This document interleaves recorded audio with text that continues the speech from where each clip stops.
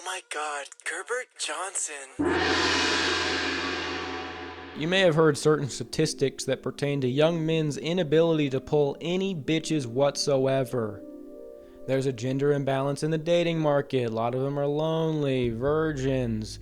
A lot of people are meeting online, whatever. This extends to other aspects of young people's lives that just aren't working out. And, these stats are corroborated. And it's just like, it's so weird because, what's wrong with these guys? Did they not think to get a haircut, take a shower, drink more water, be more confident? Did this extremely large percentage of the male population not try going outside, mewing, or doing skincare? They couldn't have just bought an acoustic guitar and learned how to play In the Aeroplane Over the Sea, or ordered SARMs off the internet and listened to funk at Planet Fitness. I mean, man, this alarmingly large cohort of men are just complete losers. They don't even know about the law of attraction. Can't they just manifest some bitches?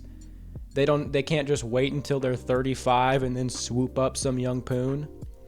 Jerry Seinfeld maxing. Oh, you can't buy a house. You haven't heard of Think and Grow Rich?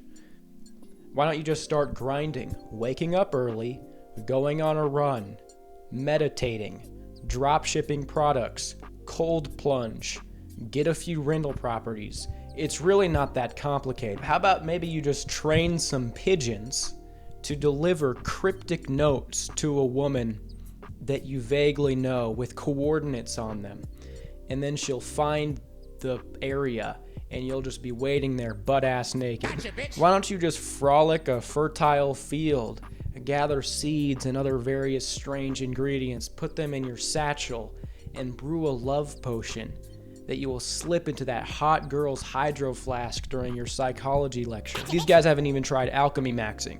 They haven't even tried breaking into the Vatican, going underneath, finding the Philosopher's Stone, transmuting that one friend who's a little bit sus, a little bit fruity, a little bit gay, transmuting him into a girl. Okay, all of that is well and good, but the dysfunctions young people face with our economic prospects and with dating run quite deep, and they are festering. So unfortunately, no amount of self-improvement will allow young people to ascend because they are individual solutions to collective problems. It's kind of like people frantically rowing harder in a boat that is full of holes.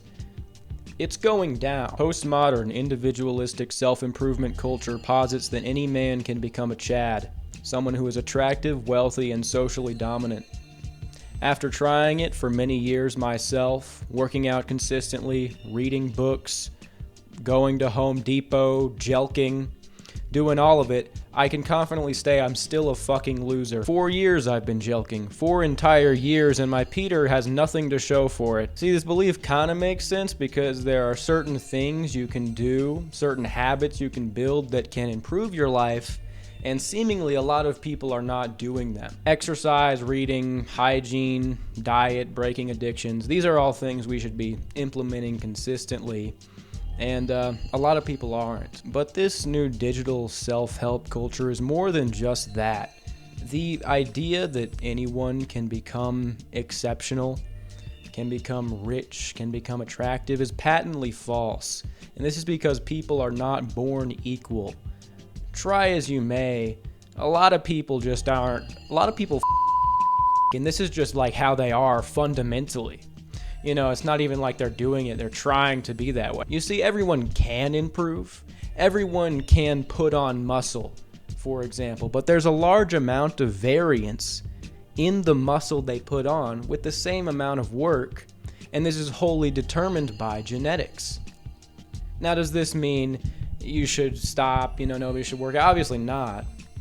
But just stop being gay about it. And the internet should be a direct window into seeing that people are not equal, because everyone's on there all the time. And when you're scrolling on TikTok or Reels or Shorts, whatever, it's spread to every platform now. X videos probably has like squirts or some shit. But when you're scrolling on them, one video will be like this super attractive person. Like, damn, I didn't know a bitch could do this many pull-ups, and she's hot. Like, who even are these people? And then you scroll down, the very next one will be like a starving child or some mentally challenged person trying to rap.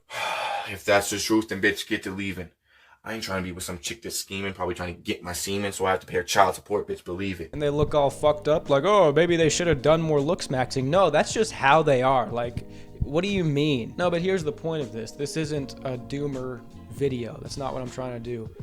It just so happens that online self-improvement is quite selfish. It's quite narcissistic. A common axiom you will hear is that you should improve yourself for yourself, not for other people. And I get what it's trying to say, but it ends up being kind of misleading because you selfishly want attention, admiration, and respect from other people. And it's very hard to detach from that.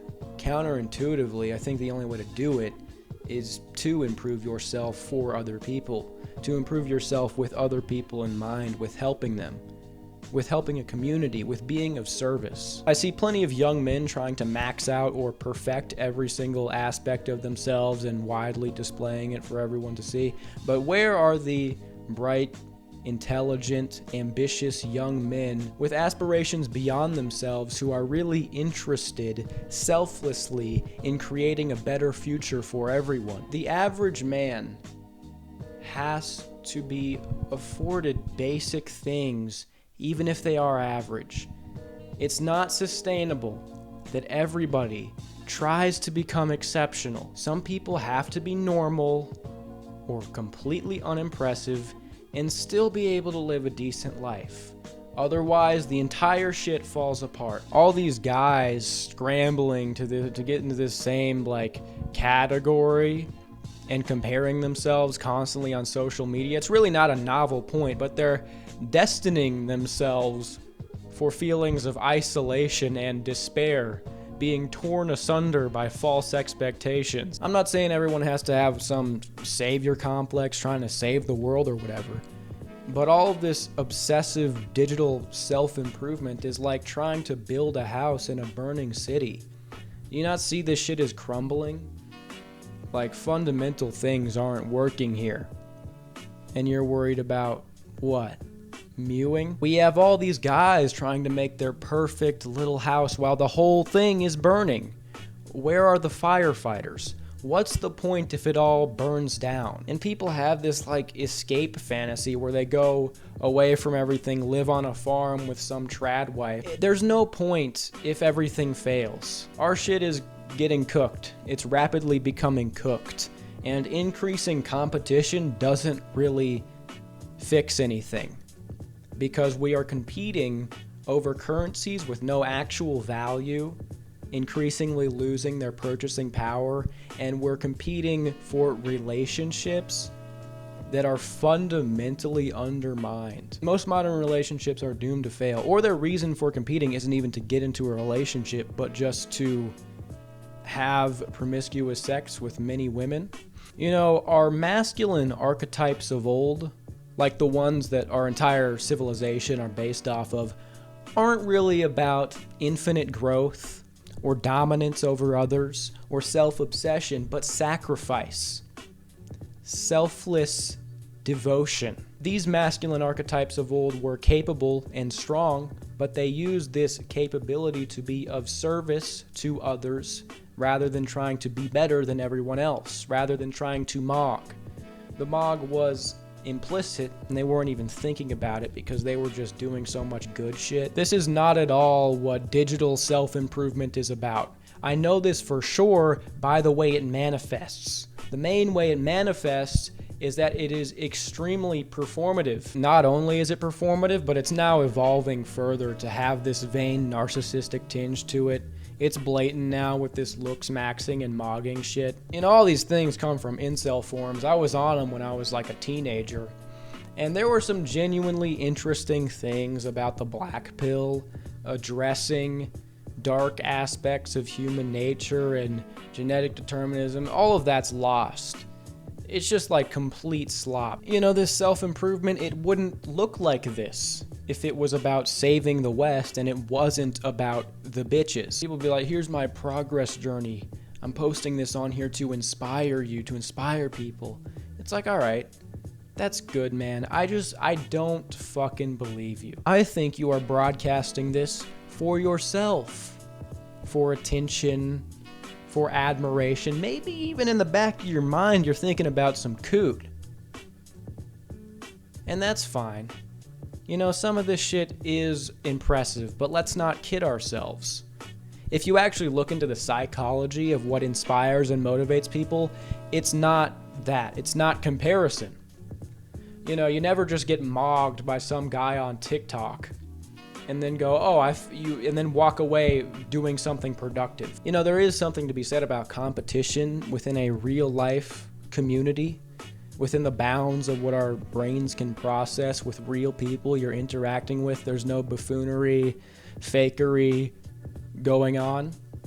There's something to be said about that. Your goal as a man should not be to become capable as a means to mog, but as a means to be of service, to sacrifice for a family, a community, a town, a nation.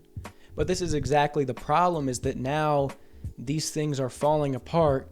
Men feel like they have nothing to sacrifice for. All this energy, this male instinct is just being channeled wholly at themselves, a narcissistic urge. This differs from like human excellence, from true greatness. Let's say, a champion bodybuilder or a world-class athlete.